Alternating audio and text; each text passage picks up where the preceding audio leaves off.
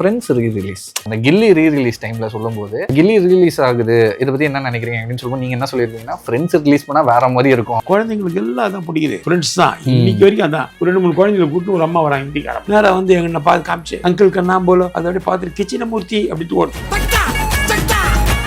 அந்த படத்தில் அந்த காமெடி சீன்ஸ்லாம் ஷூட் பண்ணும்போது எப்படி சார் செட்டில் எப்படி சார் இருக்கும்? எங்களுக்கு நான் எனக்கு வடிவெல்லாம் சொன்னா நடிச்சுட்டு வந்துருவோம் அவ்வளோதான். அதில் அவஸ்தப்பட்டது விஜயும் சூர்யா தான். கடிகாரம் உடைக்கிற சீன் உடஞ்சு சிரிச்சிருவாங்க. அப்போ டைரக்டர் சொல்லுவாங்க சிரிக்காம இருக்க முடியல சார். பார்த்தீங்கன்னா ஒரு மாதிரி திரும்பி சிரிச்சுட்டு இருப்பாங்க அந்த படத்தில் பார்த்தாலும். 2 பேரோட காதல்ல முக்கியமான ஒரு அடிவாங்க மிச்சம் தான். இல்லை சூர்யானுக்கு டியர் ஃப்ரெண்டு எப்பவுமே என்ன தெய்வ மச்சான் அப்படிதான். ஆமா ஆமா அது ஷூட்டிங் கீழே நடக்கும், மேலே கொடைக்கானல தென்னாலி நடக்கும். அப்படி போயிட்டு வரும். இங்கேருந்து போகும்போது சூர்யா சொல்லி அனுப்புவார், கேட்டதா சொல்லுப்பா அப்படின்னு. மேடம் சார் கேட்டார் அப்படின்னு அவங்க பயங்கர சந்தோஷப்படுவாங்க. அதே மாதிரி வந்து இது வந்து அமர்க்களத்தில் நடந்து என்னன்னா அஜித் பயங்கரமாக ஓப்பனிங் இருக்குது, நல்லபடியாக பண்ணி வாழ்க்கையை நல்லபடியாக அமைச்சிக்கிறோம். இந்த சினிமா பொண்ணுங்கள்லாம் லவ் பண்ணி வாழ்க்கையை கெடுத்துக்காது. ஏன்னா நீ ஒரு ஃபேமிலி பொண்ணா பார்த்து கல்யாணம் பண்ண அப்படி ஏதோ அட்வைஸ் பண்ணிட்டு சரண் சார் தான் டைரக்டர். அவர் அந்த இதில் பார்க்குறாரு அஜித் ஷாலினி லவ் பண்ணுறாங்க, நீ இது மேலே பேசணும் அடுத்த சீன் இருக்காது பரவாயில்ல. நீங்கள் இந்த மாதிரி அட்வைஸ் பண்ணிட்டு இருக்கும்போது அவர் எதுவுமே சொல்லல. அவர் சைட் அடிச்சுக்கிறாரு ஷாலினியை. அந்த ரேசிங் பயணத்தை பற்றி எப்படி சார்? அவர் ரேஸ் பைத்தியம் தான். முன்னெடுத்தில் கொடுத்த படம் நடிகை அந்த படத்துக்கு ஷூட்டிங் நடந்துட்டு இவர் கேரக்டர் பண்ணிட்டார். இங்கேருந்து மெட்ராஸ்லேருந்து பைக்கில் வராருங்க. யாராவது ஒரு 50-40 கிலோமீட்டர். அதே சமயத்தில் இவரோட அரசியல் பயணத்தை எப்படி சார் பார்க்குறீங்க? யாரு? விஜய் சார் அவர்களோட இது நடந்து ஸ்டாம்பிட் நடந்து அது அவரோட தவறு கிடையாது இல்லையா? மக்களோட குழந்தைங்கள்லாம் கூட்டிட்டு வரோம். இப்போ சமீபத்தில் இல்லை ஒரு சில வருடங்களுக்கு முன்னாடி அந்த மாதிரி போய் பேசினது உண்டா சார் இந்த மாதிரி மெமரிஸை பற்றிலாம்? யார்கிட்ட? சூர்யா சார் அவர்கிட்ட. இல்லையே இப்போ சூர்யா எங்கேயா போயிட்டார், இப்போ பேசுறதே கிடையாது சூர்யாலாம். அதாவது ஒரு பீரியட் வரைக்கும் நம்மளை பழகுவாங்க, ஒரு லெவல் போனால் அவங்க நம்மளை அவாய்ட் பண்ணுவாங்க. நம்ம வெரி நைஸ். அண்ட் அதே சமயத்தில் இப்போ முக்கியமான ஒரு விஷயம் என்னடா ரொம்ப ட்ரெண்டாக போயிட்டு இருக்கக்கூடிய ஒரு விஷயம் தான் ஃப்ரெண்ட்ஸ் ரீ-ரிலீஸ். அதுதான் இப்போ ஆமாம் நேரத்துலேருந்து இது பயங்கர பேட்டிகள் பறக்குது நம்மளுக்கு. ஆமாம் சார், நீங்கள் வந்து ஒரு இன்டர்வியூவில் சொல்லியிருந்தீங்க சார் அந்த கில்லி ரீ-ரிலீஸ் டைமில் சொல்லும்போது கில்லி ரிலீஸ் ஆகுது இதை பற்றி என்ன நினைக்கிறீங்க அப்படின்னு சொல்லும்போது நீங்கள் என்ன சொல்லியிருப்பீங்கன்னா ஃப்ரெண்ட்ஸ் ரிலீஸ் பண்ணால் வேற மாதிரி இருக்கும், எல்லாருக்குமே ரொம்ப உண்மை தானே. ஆமாம் கண்டிப்பாக சார். கில்லி வந்து ஒரு ஆக்ஷன் சப்ஜெக்ட், கொஞ்சம் காமெடி தான். ஃப்ரெண்ட்ஸ் ஃபுல்லாக குழந்தைங்களுக்கு வரைக்கும் ஃப்ரெண்ட்ஸ் தாங்க. இன்னைக்கு வரைக்கும் சின்ன குழந்தைங்க இப்போ 4 வயசு பேரை வருவான் பாருங்க, அவன் வந்து உட்காந்தான்னா ஃப்ரெண்ட்ஸ் தான் போட்டு சிரிச்சு கிடப்பான். நாங்கள் இவனுக்கு என்ன தெரியும் சிரிக்கிறான் எனக்கே புரியாது. 4 வயசு 5 வயசு எல்கேஜி படிச்சுக்கிறான், வந்து உட்காந்து அதை போட்டு பார்த்து சிரிச்சுன்னு பாரு. நான் கேட்பேன் என்ன தெரியுது நீ சிரிக்கிற? குழந்தைங்களுக்கு எல்லாம் தான் பிடிக்குது. ஃப்ரெண்ட்ஸ் தான் இன்னைக்கு வரைக்கும் அதான் நம்மளை காப்பாற்றுது. ஒன்றில் ஒரு ஆடு ஜுவல்லரி ஒன்று எடுத்தாங்க. சரவணன் நம்ம டைரக்டர் ஒருத்தர், நம்ம ஃப்ரெண்டு தான் அவர். Saravanan, LG Saravanan. Okay sir. வெறும் சரவணன், கரெக்ட் சரவணன். அவர் ஒரு ஆடு ஒன்று எடுத்தார், கோல்டு ஜுவல்லரி ஆடு. அதில் வந்து கோல்டு ஜுவல்லரி ஆடு. அப்போ பணக்கார குழந்தைகள் நிறைய வேணும், எல்லாம் நிறைய குழந்தைகள் கூப்பிட்டு வந்தாங்க. எல்லாம் இங்கே சவுக்காரப்பட்டிலேருந்து கூப்பிட்டு வந்தாங்க. ஏன்னா அவங்க தானே கொஞ்சம் செவப்பா தக்காளி மாதிரி இருப்பாங்க. ஆமாம், அது கொஞ்சம் பணக்கார குழந்தைங்கன்னு அதை கூப்பிட்டு வந்துட்டாங்க. எல்லாம் ஷூட்டிங் நடந்து திடீர்னு ஒரு 2-3 குழந்தைகளை கூப்பிட்டு ஒரு அம்மா வராங்க இந்திக்காரம்மா. நேராக வந்து எங்கன்னா பார்த்து காமிச்சு அங்கிள் கண்ணா போலன்றாங்க. எனக்கு கொஞ்சம் ஹிந்தி தெரியுமா? கைசா போலேகம்மா हमको नाम, हम तमिल आर्टिस्ट वो हिंदी है कैसा नहीं भैया वो बोलेगा बोलो अंकल नाम बोलो அப்படின்னு. நான் சொல்கிறேன் எப்படிம்மா அந்த குழந்தைங்க என் பேர் தெரியும், அவங்க ஹிந்திக்காரங்க, நான் தமிழ். நை பையா போலோ அப்படின்னு அதை அப்படியே பார்த்துட்டு கிச்சினமூர்த்தி அப்படின்ட்டு ஓடுது. எனக்கு அப்படியே கொஞ்ச நேரம் ஷாக் ஆகிட்டேன். அதுங்களுக்கு தெரியுது கிருஷ்ணமூர்த்தின்னு. அப்புறம் அந்த அம்மா ஒரு பனியன் கொண்டாந்து கொடுத்தாங்க, பாரிஸில் விற்றாங்கப்பா சீசனில். என் ஃபோட்டோ போட்டு கிருஷ்ணமூர்த்தி போட்டு பனியன். அதெல்லாம் சித்திக் சார் தான் அந்த கிரெடிட் கோஸ். அவர் கண்டிப்பாக சார் காட் மாதிரி நம்மளை காட் ஃபாதர் மாதிரி ஆகிட்டார் சொல்ல பார்த்தா. அந்த நேசம் ட்ரெண்ட் ஆகும்போது அவர்கிட்ட நான் பேசினேன், சார் பயங்கர ட்ரெண்ட் ஆகுது, எப்படியா ஃப்ரெண்ட்ஸ் 2 பண்ணுங்க சார். பண்ணலாம், ஏன்னா நான் இருக்கேன், சூர்யா இருக்கேன், விஜய் எல்லாமே இருக்கிறாங்க, பண்ணிடலாம் ரெடிலாம் பண்ணார் அவர். அதுக்குள்ளே கடவுள் அதை காப்பாற்றி விட்டார். நமக்கு அதிர்ஷ்டம் அர்த்தம். வந்திருந்தா அது வேற மாதிரி பேசப்பட்டிருக்கு, ரொம்ப எதிர்பார்த்து. அவர் இல்லை அவர் பயங்கரமாக பண்ணுவார். அவர் ஹியூமர் சென்ஸ் அவ்வளோ பக்காவான டைரக்டர். ஒரு டைலாக் கூட அவர் சொல்லாமல் டைலாக் எழுத முடியாது. ஓகே, நீ ஆட் லிப் என்ன பண்ணி உடனே கட் பண்ணிடுவார். இருக்கிறது ஸ்கிரிப்டில் என்ன இருக்கோ அப்படியே பேசணும் அந்த ஸ்டைல்லே. அப்போ நாளைக்கு காலையில் போயிட்டு வரட்டுமா அப்படின்னு ஒரு டைலாக் வச்சுங்களேன். அப்போ நாளைக்கு காலையில் போயிட்டு வரட்டுமா என்ன சொல்கிறேன் நம்ம சேர்ப்போம்ல, என்ன சொல்கிற கட் பண்ணிடுவார். ஓகே, தப்புன்னுவார். இல்லை சார் தமிழ் அப்படி தான் பேசும்போது ஃப்ளோவில் வரும் சார், ஜோக்கு அடிப்படுவார். அவ்வளோ சென்சுவல் டேரக்டர். Okay sir. அந்த படத்தில் அந்த காமெடி சீன்ஸ்லாம் ஷூட் பண்ணும்போது எப்படி சார் செட்டில் எப்படி சார் இருக்கும்? செட்டில் அதே தான். செட்டில் எனக்கு வடிவங்கள்லாம் நாங்கள் பாட்டு வேறு வேலையை சொன்னால் நடிச்சுட்டு வந்துடுவோம், அவ்வளோதான். அதில் அவஸ்தைப்பட்டது விஜயும் சூர்யான் தான்.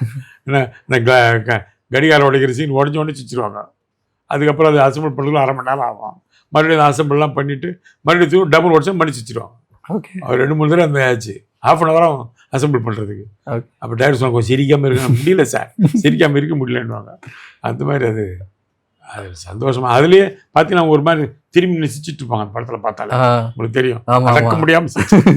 Okay sir. வேறு ஷூட்டிங் ஸ்பாட்டில் உங்களுக்கு ஏதாவது மறக்க முடியாத இன்சிடென்ட் இன்னைக்கு வரைக்கும் என்னால் வந்து அந்த ஒரு விஷயத்தை மறக்க முடியல அப்படின்னு சொல்லுவாங்க? அப்படிலாம் கிடையாது. எல்லா விஷயமும் நல்லா ஜாலியான மேட்ரு தான், ஒன்றும் பிரச்சனை கிடையாது. அப்படியெல்லாம் பெரிய அபூர்வமான விஷயம் என்ன இருக்குது?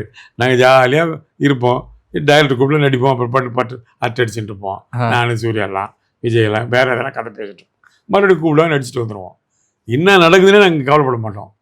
ஆனால் அது அவ்வளோ பெரிய படமாக அமைஞ்சு நமக்கு தெரியவே தெரியும். ஓகே. அப்போ எப்படி சார் இருந்துச்சு ரிலீஸ்க்கு அப்புறமா அந்த ரெஸ்பான்ஸ்ன்ற? ரெஸ்பான்ஸ் இல்லை, ஃப்ரெண்ட்ஸ் ரிலீஸ் ஆனப்பறம் எங்கேயோ போயிடுச்சு இல்லை, படங்களாக வந்து குவிஞ்சிடுச்சு நமக்கு. அப்புறம் பயங்கரமான ஒரு விஷயம் தான். கண்டிப்பாக ஒரு ஐகானிக்கான மூவி இன்னைக்கு வரைக்கும் இருக்குது. அது நல்ல ஒரு இல்லை. எனக்கு வந்து என்னென்னா, எனக்கு ஆரம்பத்துலேருந்து எல்லா படமும் சில்வர் ஜூப்ளி. ஃபஸ்ட்டு படம் எடுத்தீங்கன்னா முன்னெடுத்துலாம் silver jubilee, Padayappa silver jubilee, உன்னை சில்வர் ஜூப்ளி, தொழுவதிலும் silver jubilee, Gemini silver jubilee, லைனாக எடுத்துகிட்டு வந்தீங்கன்னா எல்லா படமும் சில்வர் ஜூப்ளி. எனக்கு சில்வர் ஜூப்ளி காமெடி தான் அப்போ போடுவாங்க. ஓகே. இன்னும் ஒரு ஆர்டிஸ்ட் தான் சில்வர் ஜூப்ளி ஹீரோன்னு. யார் சொல்லுங்க? யார் sir? Hero Ravichandran. Okay sir. அவர் நடித்த படம் எல்லாமே சில்வர் ஜூப்ளி. முதல் படம் நான், நீ, இதே கமலம், எந்த படம் எடுத்தாலும் அவர் சில்வர் ஜூப்ளி. அதனால் சில்வர் ஜூப்ளி ஹீரோன்னு வாங்க. அது மாதிரி என்ன சின்ன ஜெயின் தான் சொன்னப்பல, சில்வர் ஜூப்ளி ஹீரோ மாதிரி நீ சில்வர் ஜூப்ளி காமெடியா, நீ நடிச்ச படம்லாம் சில்வர் ஜூப்ளின்னு. அது அந்த நேரத்தில் நம்ம கடவுளாக கொடுக்குறது. Okay sir. இப்போ வந்து பல வருஷத்துக்கு அப்புறமா இப்போ ஃப்ரெண்ட்ஸ் மறுபடியும் ரீரிலீஸ் ஆக போகுது. இப்போ எப்படி சார் இருக்க பார்க்கும்போது? ரொம்ப சந்தோஷம். ஆனால் நீங்கள் அந்த ப்ரொடியூசர் தான் பாருங்கள், வினோத் ஜெயின் ப்ரொடியூசரு. அவர் கோல்மால் ஒரு படம் எடுத்தார். மொரிஷியஸ் மட்டும் நாங்கள் 3 தடவை டூர் மாதிரி போயிட்டு வந்தோம். அவ்வளோ செலவு பண்ணி எடுத்தார். ஓகே. அவர் இந்த படம் ரீரிலீஸ் பண்ணுறாரு.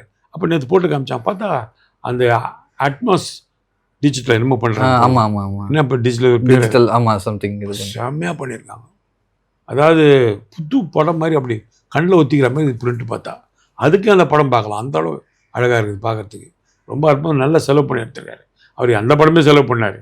இந்த நான் கிடையாது இந்த படத்துக்கு கூட செலவு பண்ண, எது பண்ணால் கரெக்டாக பண்ணணுன்னு ஒரு அற்புதமான ப்ரொடியூசர் அவர். அவரை வச்சு தான் பொன்குமார் டைரக்ட் பண்ண கோல்மால் அந்த ப்ரொடியூசரு ரொம்ப அற்புதம். அப்புறம் எல்லா டிஸ்ட்ரிபியூட்டரும் வந்தாங்க. கேரளா டிஸ்ட்ரிபியூட்டர், கர்நாடகா டிஸ்ட்ரிபியூட்டர் எல்லாம் வந்தாங்க. அப்போ கேரளா டிஸ்ட்ரிபியூட்டர் சொல்கிறாரு, கேரளாவில் இப்போ கூட மலையாள படம் போட்டுருப்போம், சரி சரியாக போகலாம் உடனே ஃப்ரெண்ட்ஸ் போட்டுருவோம். ஓகே. தமிழ் ஃப்ரெண்ட்ஸு. ஓகே. பிரமாமா போவோம். அப்புறம் அடுத்து ஏன்னா சில நேரத்தில் 2 வாரத்தில் ஓடுறப்போ ஒரு வாரம் நின்று போச்சு, அடுத்த வாரம் இப்போ தியேட்டர் படம் இருக்காதுல்ல, இப்போ அடுத்த வாரம் வரைக்கும் ஃப்ரெண்ட்ஸை போட்டு சமாளி பண்ணாங்க அப்படின்றாரு அவர். ஓகே. அந்த மாதிரியான ஒரு ஐகானிக்கான மூவியாக இருந்திருக்கு. ரொம்ப ரசிகர்கள் மத்தியில் ரொம்பவே எதிர்பார்த்துட்டு இருக்கோம். ரிலீஸ் ஆன உடனே எல்லாருமே கண்டிப்பாக தியேட்டரில் போய் பார்க்கணும் அப்படின்ற ஒரு ஆர்வம் இருக்கு. இன்னொரு விஷயம் என்னன்னா, நீங்கள் வந்து 2 பேரோட காதலில் முக்கியமான ஒரு சொல்லுவது 2 பேரோட காதல்ல முக்கியமான அடி வாங்காத மிச்சம் தான் இல்லை. ஓகே. கியூபிடா இருந்திருக்கீங்க அப்படிதான் நிறைய கேள்விப்பட்டோம். வந்து சூர்யானுக்கு டியர் ஃப்ரெண்டு எப்பவுமே என்ன தெய்வ மச்சான் அப்படிதான் கூப்பிடுவாங்க. ஜோதிகாவனுக்கு தங்கச்சியான், அதனால அவர் என்ன மச்சான் வருவார், தெய்வ மச்சான்னு கூப்பிடுவார். அப்பப்போ அது ஷூட்டிங் கீழே நடக்கும், உடுமலைப்பேட்டில் கீழே வீட்டில், மேலே கொடைக்கானல் தெனாலி நடக்கும். நைட்டு இங்கே வந்து காரில் போய் அங்கே நடிப்பேன், அங்கே நைட்டு காரில் இறங்கி இங்கே நடிப்பேன். இப்படி பயங்கர பிஸி நான். எனக்காக கால் ஷீட்லாம் மாற்றுவாங்க. ஓகே. அப்படி போயிட்டு வருவோம். இங்கேருந்து போகும்போது சூர்யா சொல்லி அனுப்புவார், கேட்டதா சொல்லுப்பா அப்படின்னு. நான் போய் மேடம் சார் கேட்டார் அப்படின்னு அவங்க பயங்கர சந்தோஷப்படுவாங்க. அப்புறம் போகும்போது ஆஸ்க் மீ ஐ சொல்கிறேன், எது இங்கிலீஷ் சொல்லி அனுப்புவாங்க. நம்ம ஒன்றும் புரியல, நேரப்பா உன்னை கேட்டதுப்பா தங்கச்சி அப்படின்வேன். அதில் ஒரு சந்தோஷம் அவங்களுக்கு. அது மாதிரி காதல் வளர்ந்து நேராது. அதே மாதிரி வந்து இது வந்து அமர்க்களத்து நடந்து என்னன்னா, அஜித்து கூட நடிச்சிட்டு இருக்கிறேன் நான் அந்த செஞ்சிக்கோட்டையில் சிங்கம்புலிட்டு கேரக்டர். அப்போ நான் அஜித் கிட்ட சொல்கிறேன், அஜித்து உங்களுக்கு நல்ல மார்க்கெட்டு. அஜித்துக்கு அப்போ பயங்கர மார்க்கெட் தெரியுங்களா, ஓப்பனிங் அந்த மாதிரி ஃபுல்லாக அவர் யாருக்குமே இல்லை, ஹெவியாக ஃபுல்லாகும் படம். ரசிகர்கள் அப்படி குவியும், அவருக்கு ரசிகர்கள் மாதிரி யாருமே கிடையாது, அவ்வளோ ரசிகர்கள். அப்படி வேணாம் ரஜினி லெவலுக்கு ஓப்பனிங் இருக்கும் அவருக்கு. அப்புறம் அஜித்து ஏன்னா அப்போ தொடர் படம்லாம் பண்ணிட்டேன், டைரக்ஷன்லாம் பண்ணிட்டேன். அது நல்லா பேசுவோம் அவர்கிட்ட, பயங்கரமாக ஒரு ஓப்பனிங் இருக்குது, நல்லபடியாக பண்ணு, வாழ்க்கையை நல்லபடியாக அமைச்சிக்கோ, இந்த சினிமா பொண்ணுங்கள்லாம் லவ் பண்ணி வாழ்க்கையை கெடுத்துக்காது. ஏன்னா சினிமாவில் எப்பவுமே வாழ்க்கை சரியாக அமையுது இல்லை. அதுக்காக நான் சொன்னேன், பொதுவாக சினிமா நடிகை கல்யாணம் பண்ணால் செட் ஆகாது, நீ ஒரு ஃபேமிலி பொண்ணை பார்த்து கல்யாணம் பண்ண அப்படின்னு ஏதோ அட்வைஸ் பண்ணிட்டு இருக்கேன். அது வந்து சரண் சார் தான் டைரக்டர். அவர் அந்த இதில் பார்க்குறாரு, இவன் என்ன பேசினுக்கிறான் சீரியஸாக கூப்பிட்டாரு. என்ன பேசினீங்க? இல்லைப்பா அவருக்கு ஒரு அட்வைஸ் பண்ணுறீங்க. என்ன அட்வைஸ்? இல்லை சினிமாவில் இருக்கிற பொண்ணுங்களாம் லவ் பண்ண வேணாம், ஒரு ஃபேமிலி பொண்ணை லவ் பண்ண. அஜித்தும் ஷாலினியும் லவ் பண்ணுறாங்க, அது 3 மாதம் 2 மாதத்தில் கல்யாணம். நீ இது மேலே பேசணும், அடுத்த சீன் இருக்காது, பரவாயில்லையா? ஐயோ அப்படி வாயை மூடி போனோம் தான், அதை பற்றி பேசவே இல்லை. அஜித் அதை போய் கண்டுக்க மாட்டார், அது ஷாலினிக்கு தெரியும். என்னை எங்கே பார்த்தாலும் ஷாலினி சிரிக்கும் அதை பார்த்து. ஷாலினி எனக்கு பயங்கர ஃப்ரெண்டு. அதுக்கப்புறமா அப்போ என்ன சொன்னார்? நீங்கள் இந்த மாதிரி அட்வைஸ் பண்ணிட்டு இருக்கும்போது அவர் எதுவுமே சொல்லலை? அவர் சைட் அடிச்சுக்கிறாரு ஷாலினியை. நீங்க சொல்றதுக்கு கேட்கல, காதுல ஊந்தாங்க. அவர் அங்கேருந்து ஏதோ பண்ணி சிக்னல் கொடுத்துருக்கிறாரு. எனக்கு அப்புறம் தான் தெரியுது, ஆஹா அவர் சிக்னல் கொடுத்துட்டு நம்ம கண்டுக்க. அதுக்கப்புறமா அதை பற்றி டிஸ்கஸே பண்ணலையா? நல்லா பண்ணிச்சேன் அவர். அஜித்தை பொறுத்த வெரி ஜென்யூன் கோல்டு பர்சன். அவர் இந்த மாதிரி அனாவசியமான மேட்டர்லாம் பேச மாட்டார், அரசியலே பேச மாட்டார். ஓகே, தேவையில்லை எதுக்கு நமக்கு அப்படின்னு அந்த டைப். ஓகே. ஸோ அந்த தெய்வம் மச்சா கதை வந்து அந்த காதல் சேர்றதுக்கு இந்த மாதிரி நீங்கள் வந்து ஒரு கியூபிடாக இருந்திருக்கீங்க, அந்த காதல் சேர்றதுக்கு காரணமாக இருந்தீங்களா? ஆமாம், காதல் அவங்களுக்கு ஆல்ரெடி காதல் இருந்துச்சு, அதை டெவலப் பண்ணேன், ஊதி பெருக்கினேன். இப்போ சமீபத்தில் இல்லை ஒரு சில வருடங்களுக்கு முன்னாடி அந்த மாதிரி போய் பேசினது உண்டா சார் இந்த மாதிரி மெமரிஸை பற்றிலாம்? அவங்க யார்கிட்ட? சூர்யா சார் அவர்கிட்ட. இல்லையே, இப்போ சூர்யா அங்கேயே போயிட்டார், இப்போ பேசுறதே கிடையாது சூர்யாலாம். அதெல்லாம் போய் அதாவது ஒரு பீரியட் வரைக்கும் நம்மளை பழுவாங்க, ஒரு லெவல் போனால் அவங்க நம்மளை அவாய்ட் பண்ணிடுவாங்க. நம்ம போய் அனாவசியமாக அவங்க டிஸ்டர்ப் பண்ணக்கூடாது இல்லையா? அது எப்பவுமே அப்படி தான். ஒரு லெவல் போச்சுன்னா அவங்க ரேஞ்சுக்கு அவங்க போயிட்டாங்க. நம்ம போய் மறுபடியும் என்ன சூர்யா பழைய மாதிரி அப்படி சொன்னால் பிடிக்குமா? அப்போ இருந்த சூர்யா வேறு, இப்போ இருக்க சூர்யா வேறு இல்லையா? ஓகே, சூர்யா இப்போ எங்கேயோ போயிட்டார்ல, அதெல்லாம் பார்க்கணும். ஓகே, அஜித் சார் அவர்களை வச்சு டைரக்ட் பண்ணியிருந்தீங்க. ஆமாம், அந்த படம் எப்படி? இளையராஜா இசையமைத்த ஒரே படம் தொடர் மட்டும்தான். ஆமாம் சார், வேறு எதுவுமே கிடையாது. ஆமாம், அந்த படம் உருவான கதையை பற்றி சொல்லுங்கள் சார். அது என்ன உருவானது கதை? அது தானாக உருவா. சினிமாவில் வந்துங்க நம்ம உழைச்சிக்கிட்டே இருக்கணும். நான் சொல்கிறேன், எந்த ஆனாலும் சரி, நீ வேலை செஞ்சுக்கிட்டே இருந்தால் உனக்கு தான் சினிமா நீ நேசித்தா சினிமா ஒன்று கண்டிப்பாக காப்பாற்றும். எல்லோரும் என்ன பண்ணுவாங்க, சினிமா நேசிக்கிறேன்னு சொல்லிட்டு சைடில் பிஸ்னஸ் பண்ணுவாங்க, இல்லை வேறு வேலை பண்ணுவாங்க, இல்லை வேறு விஷயமாக சுற்றிட்டு இருப்பாங்க. சினிமாவை மட்டும் நேசித்தா சினிமா ஒன்று கைவிடவே விடாது.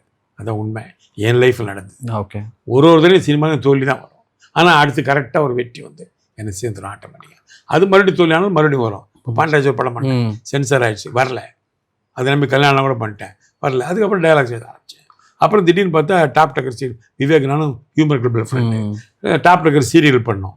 அது பெரிய ஹிட் ஆச்சு. நானும் விவேக்கும் எப்பிலோக் பேசுவோம் லாஸ்ட்டில், as a director, as actor. செம்மையாக இருக்கும் அந்த காமெடி. அதுக்காக வெயிட் பண்ணேன் அந்த காலத்தில். First serial, lengthy serial, comedy serial Sun டிவியில் தான். ஓகே, அது பெரிய லெவல் ரீச் ஆச்சு. அப்போ ரவிக்குமார் சார் டைரக்ட் பண்ணுறாரு சூப்பர் வுட்டில் ஒரு படம். அப்போ அவர் கேட்குறாரு யாரும் நல்ல ஆளுங்க இருக்காங்களே. அப்போ விவேக் தான் கொண்டு போய் அங்கே விட்டாப்பில் ரவிக்குமார் சார்கிட்ட. ரவிக்குமார் வேலைக்கு சேர்ந்தேன். அப்போ ரவிக்குமார் சார் நான் டிஸ்கஸ் மட்டும் தான் போவேன். இப்போ ரவிக்குமார் சார் தான் சொன்னார், ரமேஷ் கண்ணா சார் நீங்கள் ஒரு படம் டைரக்ட் பண்ணிட்டீங்க. அவருக்கு முன்னாடி நான் டைரக்டர், விக்ரம் சாருக்கு முன்னாடி நான் டைரக்டர் ஆக்சுவலாக. அப்போ சொன்னால் நீங்கள் டைரக்டர்லாம் பண்ணிட்டீங்க, ஆனால் ஒன்று நீங்கள் அப்படியே இருந்தீங்கன்னா உங்களை அப்படியே மறந்துடுவாங்க. நீங்கள் என் கூட வந்து ஒர்க் பண்ணுங்க கூட ஆகிட்டுறா, உங்களுக்கு நல்ல சம்பளம் தரேன், உங்களுக்கு நல்லபடியாக வச்சுக்கிறேன், உங்களுக்கு எல்லா விஷயம் செய்யறேன். அப்போ உங்களுக்கு 4 பேர் பார்ப்பாங்க, அதனால் உங்களுக்கு படங்கள் கிடைக்க வாய்ப்பு இருக்குது அப்படின்னாரு. சரி ஓகே, அவர் சொல்கிறது ஒரு நல்லது தானே. அவர் தான் திருப்பி விட்டார் அந்த லைஃப்பை. புரியுது. அவர்கிட்ட கோடாக்டாக ஒர்க் பண்ணேன். நான் ஒர்க் பண்ணியிருக்கும்போது பெரிய குடும்பம் ஒரு படம் வாசனை எழுதினேன் 100 days. அந்த படம் எடுத்துகிட்டு வந்து Gemini colour film laboratory. Okay, அது இன்சார்ஜ் வந்து எஸ்பி பரசுனேன் மச்சான் ஒருத்தர், கிருஷ்ணான்னு ஒருத்தருக்காரு, அப்புறம் ரமணா நாங்கள் ஒருத்தருக்காரு. 2 பேர் தான் அதுக்கு எக்ஸிக்யூட்டிவ் ப்ரொடியூசர்ஸ். அவங்க வந்து என்ன பண்ணாங்க, அஜித்துக்கிட்ட போய் படம் பண்ணலாம் அப்படின்னாங்க. ஒரு கதையை சொல்லிட்டு வாடினாங்க. அவங்க ஒரு கதை வச்சுருந்தாங்க, மாவுச்சிக்கணும். அதில் ஒரு பீஸ் மட்டும் அந்த இது பேஸ் பண்ணி போய் சொன்னேன். சார் அது எப்படி சார், அஜித் இப்போ தான் காதல் கோட்டை பண்ணுறாரு, அதில் வந்து தேவயானி ஹீரோ போய் கலக்கிட்டாங்க, படம் பெரிய லெவல் போயிட்டு. ஆமாம் சார். அப்போ ஒன்று அவங்க சொன்னாங்க, அதே தேவயானி ஹீரோ போடலாம். சார் என்ன சார் விளையாடுறீங்க, அது காதல் கோட்டை, லவ் சப்ஜெக்ட், எந்த ஓப்பனிங்காக குழந்தை இருக்கிற அஜித்துக்கு இப்போ சொன்னால் எப்படி சார் ஒத்துக்கும்? நீங்கள் போய் சொல்லுங்கள், நாங்கள் பேசியிருக்கோம் அவங்ககிட்ட. நான் சரி, அவங்க எதுவும் பேசியிருப்பாங்க போல இருக்குது. நான் போய் எதாவது சொல்லிட்டு வந்துட்டேன். அப்போ அஜித் கேட்டாப்புல, எப்படி பையன், நல்ல பையனா அப்படி இப்படின்னு கேட்டேன். ஆமாம் ரொம்ப நல்ல பையன், எந்த படம் எடுத்தாலும் வராது, எந்த படம் மட்டும் பூஜை போட்டால் நின்றுடும், 5 நாள் நின்று போயிடும், ரொம்ப அதிர்ஷ்டமான அப்படின்னு அப்படியே சொன்னாங்களா? ஆமாம் அப்படியே சொன்னாங்க. ஓகே, அஜித்தே சொன்னார் அந்த விஷயத்தை. அப்போ தான் அஜித் சொன்னார், பாவம் ரொம்ப என்ன மாதிரி எனக்கும் யாரும் சப்போர்ட் கிடையாது சினிமாவில், அவனுக்கு யாரும் சப்போர்ட் கொடுக்குறேன்னு சொல்லி படம் கொடுத்தாரு. அப்படி தான் கொடுத்தாரு படம். ஓகே, அப்படி உருவான கதை தான், உருவான கதை தான் தொடரும். அது இல்லாமல் நீங்கள் 2 பேரும் சேர்ந்து நடிச்சிருக்கீங்க, டைரக்ஷன் பண்ணியிருக்கீங்க. அப்படி இருக்கும்போது இப்போ அவரோட வளர்ச்சி எப்படி சார் பார்க்குறீங்க? இப்போ தான் எங்கேயோ போயிட்டாரு. ஆமாம் சார், தாங்க முடியலையே. தாங்க முடியலடா. ஆமாம், அவ்வளோ பெரிய ரீச்சுக்கு போயிட்டு இருக்காரு அவர். பயங்கர ரீச். அவர் நினைக்கிற மாதிரிலாம் அவருக்கு இருக்கிற ஃபேன்ஸ் எல்லாம் ஃபெனட்டிக் ஃபேன்ஸுங்க. அவருக்கு இருக்கிற ஃபேன்ஸ் மாதிரி யாருக்குமே கிடையாது. அப்படி வெறித்தனமான ஃபேன்ஸ். நம்ம ஒருத்தங்க இருக்கோம் அஜித் டி ரமேஷ் குரோம்பேட்டில், காஞ்சிபுரம் அஜித் டி ரமேஷ் குரோம்பேட்டில் இருக்கார் அவர். அவர் வந்து காஞ்சிபுரம் செங்கல்பட்டு மாவட்ட ரசிகர் மன்ற தலைவர்.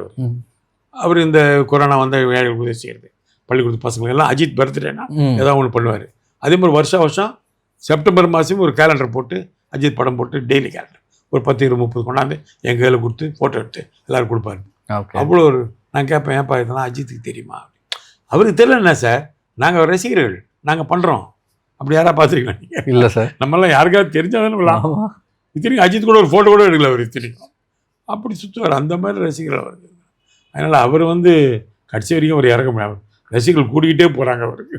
Okay sir. பட் அஜித் சாரோட கேரக்டர் அப்படின்னு பார்க்கும்போது மன்றத்தை கலைக்கிறாப்புல, அவ்வளோ பெருசாக நடிக்க மாட்டேன் அப்படின்ட்டு ரேசிங் போகிறாரு, மறுபடியும் வராரு, பெருசாக சோஷியலி அந்த வாழ்க்கை. இல்லை அவர் என்ன நினைக்கிறாருன்னா, நம்மளால் ரசிகர்கள் வாழ்க்கை கெட்டு போகக்கூடாது. அவனுக்கு சினிமா சுற்றுனாங்கன்னா அப்பா அம்மா யாரும் கவனிப்பாங்க. அப்போ அது அப்படி அதுக்காக தான் பண்ணுறது வழியா ரசிகர்கள் மேலே பாசம் இல்லாமல் இல்லை கிடையாது. பாசம் இருக்கான காட்ட மாட்டார். நீ வேலையை பாரு, வேலைக்கு போ, அப்பா அம்மா கவனி, இப்படி சொல்லிகிட்டே இருப்பார் வழியா. மன்றத்தை கலை அப்படியே சொல்லுவார். ஏன்னா அப்படியாவது அவங்க நல்லபடியாக வரட்டும், அவங்க வாழ்க்கை முன்னேறும்னு நினைக்கிறார். அதான் உண்மை. பேஸ் நல்ல எண்ணம் தானே. ஆமாம் சார், கண்டிப்பாக. அந்த ரேசிங் பயணத்தை பற்றி எப்படி சார்? அவர் ரேஸ் பைத்தியம் தான்.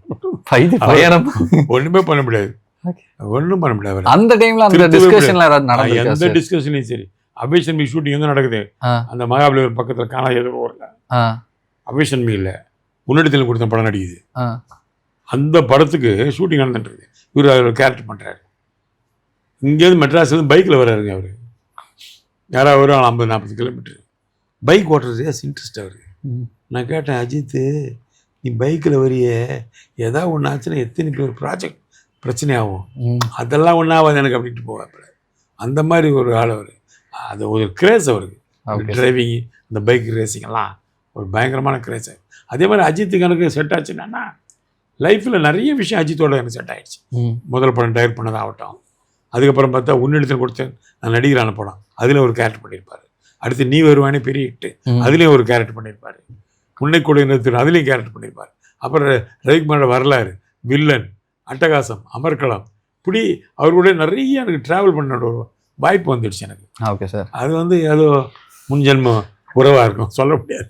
Okay sir. அண்ட் சமீபத்தில் அவர் ஒரு இன்டர்வியூ கொடுக்கும்போது கூட வந்து தப்பாக வந்து ஒரு வதந்தி பரவிட்டு இருந்துச்சு.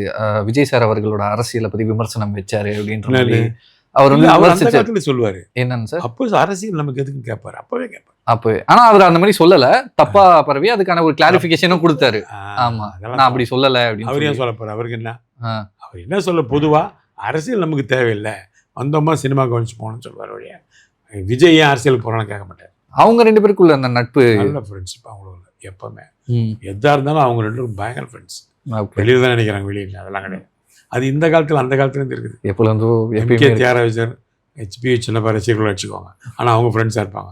சிவாஜி எம்ஜிஆர் அடிச்சுக்குவாங்க, ஆனால் அவங்க 2 ஃப்ரெண்ட்ஸாக இருப்பாங்க. Okay sir. அது எப்போவுமே ரஜினி கமல் அடிச்சுக்கிறான்னு சொல்லுவாங்க, ஆனால் அவங்க 2 ஃப்ரெண்ட்ஸாக இருப்பாங்க.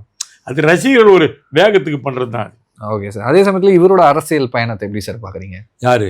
விஜய் சார் அவர்கள். விஜய் சார் அரசியல் பண்ணப்பா பெரிய இது நடந்து ஸ்டாம்பீட் நடந்து, அது அவருடைய தவறு கிடையாது இல்லையா? மக்களோட குழந்தைங்கள்லாம் கூட்டின்னு வரோம். அவங்க விஜய் பார்க்குறதுக்கு குழந்தைங்கள கூப்பிட்டு வராளமா? தப்பு இல்லை. சின்ன குழந்தைங்க எப்படி ஒரு கூட்டம் வரும்னு தெரியாதா? அதில் அவர் மேலே எந்த வித தப்பு நம்ம சொல்ல முடியாது. அவரு நியாயமான ஒரு மாநாடு நடத்தினார். அதில் வந்து இந்த மாதிரி அசம்பாவிதம் நடந்துருச்சு, அவ்வளோதானே. மற்றபடி அவர் ஒன்று எல்லாரையும் கொண்டாந்து சாவடி நம்ம நினைக்கிறாரு, அப்படிலாம் கிடையாது. விஜயை பொறுத்த வரைக்கும் மக்கள் மேலே பாசம் இருக்கிறதுனால தான் இத்தனை கோடி சம்பளத்தை விட்டு அரசியலுக்கு வர்றாரு. ஓகே, யோசிச்சு பாருங்கள். என்ன வேணால் நடக்கலாம் அரசியலில். ஜெயிக்கலாம், தோற்கலாம், ஒன்றுமே இல்லாமல் கூட போகலாம் இல்லையா? அப்புறம் சினிமாவே உங்களை பாதிக்கலாம். ஆனால் அதை பற்றி கவலைப்படலையே. ஏதாவது மக்களுக்கு செய்யணும்னு ஒரு எண்ணத்தோடு வர்றாருல, அதுக்கு அவர் பாராட்டி தான் ஆகும். ஓகே, நீங்கள் பழகும்போது அவருக்கு அந்த அரசியல் மீது இருக்கு அதெல்லாம் ஒன்றுமே தெரியாதா சார்? அவரும் சரி, கமலும் சரி, 2 பேரும் டிஃப்ரெண்ட்டான ஆளுங்க. 2 பேரும் அரசியல் பற்றி பேசுனதே கிடையாது. இது வரைக்கும் பேசுனதே கிடையாது. ஒரு வார்த்தை பேசுறீங்க. சினிமா பற்றியா பேசுவாங்க. ரஜினி சார் அரசியல் பேசுவார், எங்கள் வீட்டில் ஜாலியாக அரட்டை அடிப்பாக அதை பேசுவார். இவங்களோட பேசவே மாட்டாங்க. ஆனால் இவங்களோட அரசியல் பண்ணிட்டாங்க. ரஜினி சார் அரசியலாக பேசுவார், அவர் அரசியலுக்கு வரல. அதான் கதை. அதுதான் எல்லாமே நம்ம நினைக்கிறது ஒண்ணு, ஆனா நடக்கிறது ஒண்ணு ஆமா. அப்படின்ற மாதிரி நடந்துச்சு.